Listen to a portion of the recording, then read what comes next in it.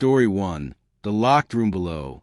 I've never been the kind of person who believes in ghosts, demons, or anything supernatural. If something strange happens, I look for a logical explanation first.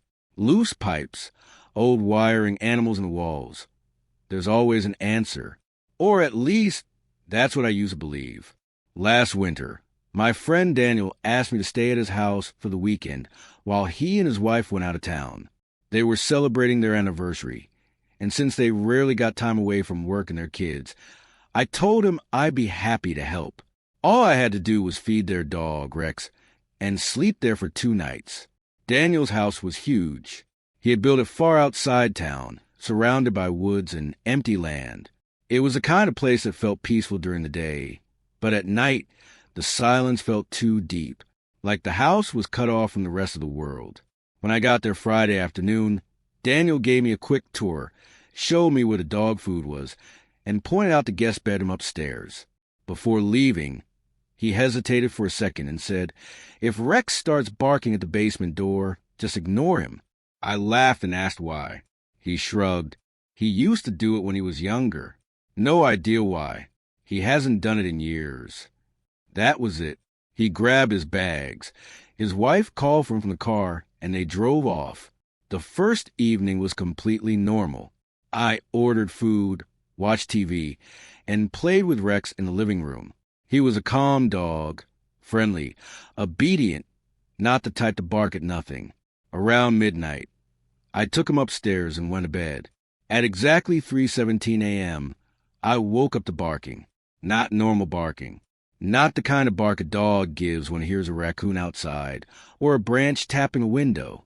This was furious, non-stop barking, mixed with growling so deep it sounded painful.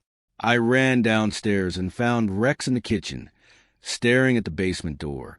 His back was arched, the fur along his spine standing straight up. He didn't even look at me when I called his name. He just kept barking at the door like something on the other side was moving. I'll admit it, that got under my skin. I grabbed a flashlight from the counter and stepped closer. The moment my hand touched the basement doorknob, Rex stopped barking and let out this awful whining sound. He backed away immediately, but his eyes never left the door. That should have been enough for me to walk away. Instead, I opened it. The basement stairs went down into darkness. I flipped the light switch, and the bulb at the bottom came on, flickering once before settling. It was a finished basement, not some creepy dirt cellar. There was a couch, an old pool table, storage shelves, and a little bathroom in the corner. I went all the way down. Nothing was there.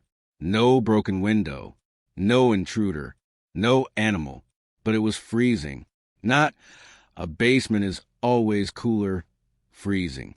I mean the kind of cold that bites into your hands and face. The kind that makes your teeth hurt when you inhale. I stood there long enough to notice something else too. It smelled strange. Damp, sour, almost rotten. Not strong, but enough to make me uncomfortable. I checked every corner, turned on every light, and found nothing. When I came back upstairs, Rex was still standing several feet away from the open door, trembling. I shut it, and eventually he calmed down enough to lie beside the couch. I stayed downstairs the rest of the night, with every light on. The next morning, everything seemed normal. Rex was playful again. The kitchen felt normal. Out of curiosity, I opened the basement door and went down in daylight. The cold was gone. The smell was gone too. It felt like any other basement. I started to convince myself it was just one of those weird nighttime things that feel scarier because you're half asleep. Saturday night, I made the mistake of staying there again. This time, I didn't even go upstairs. I fell asleep on the couch around 1 a.m. with the TV still on. At 3:16 a.m., Rex exploded into barking again. I shot up so fast I nearly fell off the couch. He was already in the kitchen, barking at the basement door harder than before. But this time, he wasn't just angry. He was terrified. He kept pacing back and forth, whining between barks, claws skidding against the floor. I tried to pull him away, but he fought against the leash like he needed to stay close enough to warn whatever was down there not to come up. Then I heard it. 3 slow knocks. From the other side of the basement door. I froze. Rex let out a sound I had never heard from a dog before, something between a growl and a cry. I just stood there, staring at the door, telling myself it had to be pipes. With settling. Anything. Then the doorknob moved. It didn't shake violently. It turned slowly, once to the right, then back. I don't know why, but instead of running, I stepped forward and opened the door again. The smell hit me immediately, much stronger this time. It was foul, heavy, and wet somehow, like mold and spoiled meat left in the sealed room. I covered my nose and pointed the flashlight down the stairs. At the bottom, one of the framed family photos that had been sitting on a shelf earlier that day was now lying face down on the floor. I know it hadn't been there before. I went down only 3 steps before I saw something else. The old armchair in the basement, a large brown chair near the far wall, was facing the stairs now. I had noticed it earlier that afternoon. It had been angled toward the TV. Now it was turned directly toward me. Rex was screaming from upstairs. I say screaming because barking doesn't describe it. He sounded desperate, like he knew something I didn't. Then, from the darkness behind the chair, I heard a voice. Not loud, not clear, just a whisper. Close the door. I ran. I slammed the basement door, so hard the frame shook.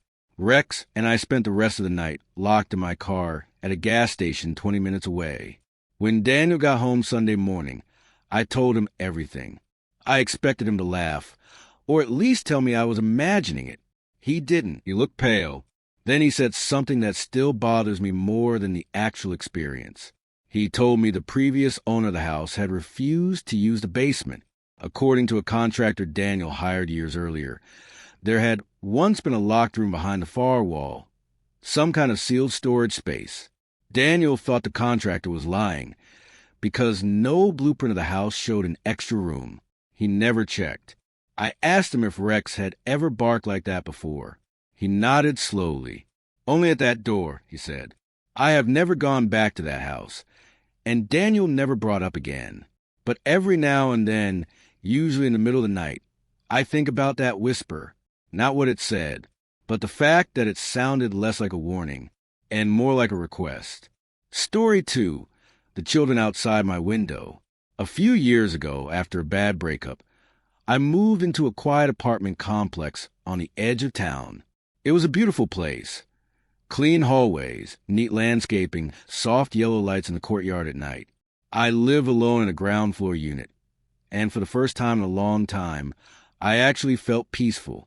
The only thing that made me a little uneasy at first was my bedroom window.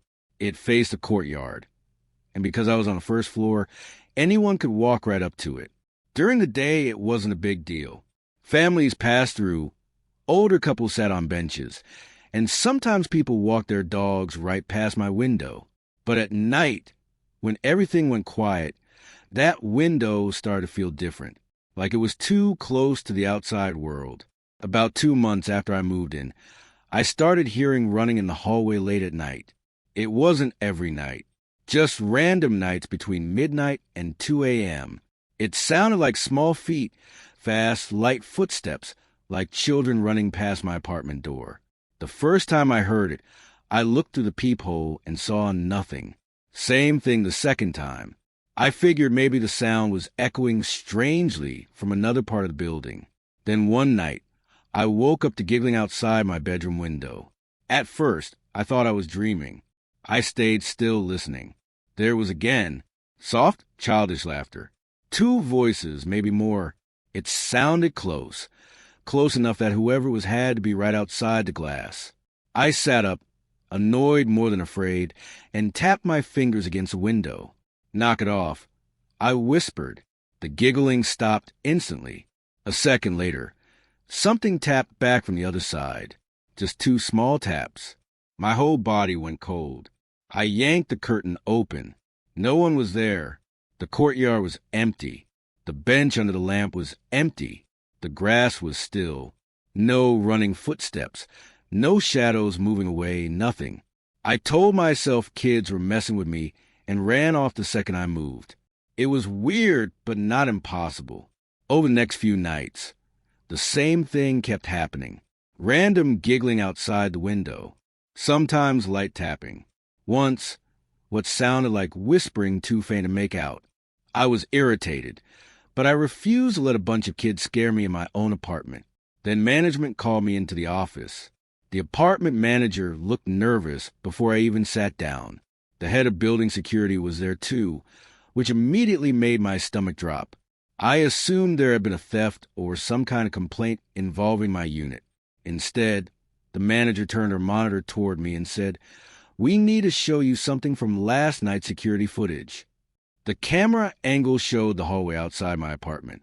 At 2:04 a.m., two small figures appeared on screen. They were both short, child-size, wearing hooded jackets that hid their faces. They walked up to my door and stopped inches from it. I expected them to knock or laugh or run off. They didn't. They just stood there. The manager fast-forwarded the footage. 10 full minutes passed. The two figures never moved. They remained facing my door the entire time, unnaturally still, like they weren't people at all, but something placed there. Then one of them slowly raised a hand and tried the doorknob. Once, twice. When the door didn't open, both figures turned and moved out of frame. Security checked every camera angle in the building. They never appeared again.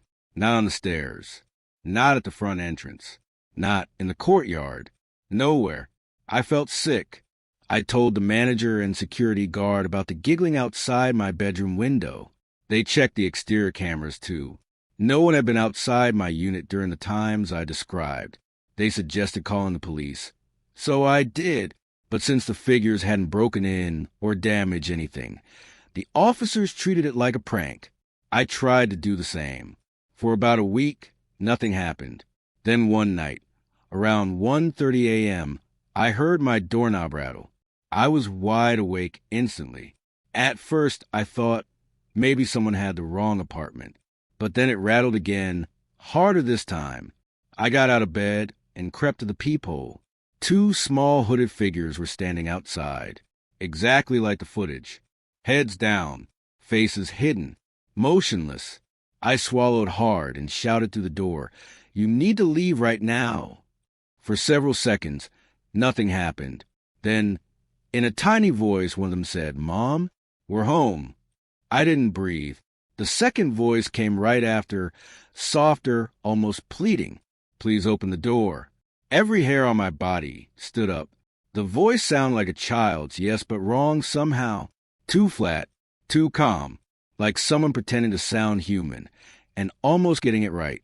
I backed away from the door and said as firmly as I could, "You have the wrong apartment."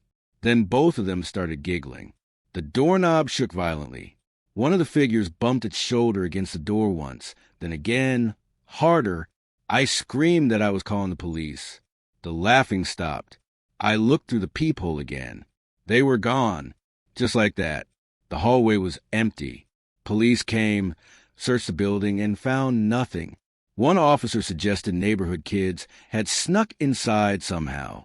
But the building required a key fob at every entrance, and according to management, no children lived in my section of the complex.